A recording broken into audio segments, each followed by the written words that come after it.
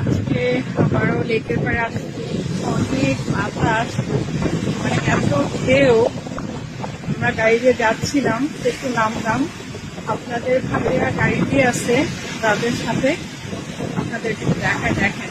এই ঘাটে কিন্তু এদিন আসছিলাম, এত ঢেউ ছিল না। আজকে কি অবস্থা,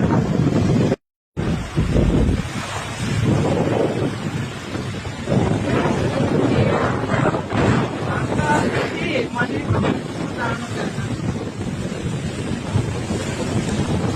হাতগুলো এক পাশে চলে আসছিল। ওরে আল্লাহ, পড়ে যায় বাবা।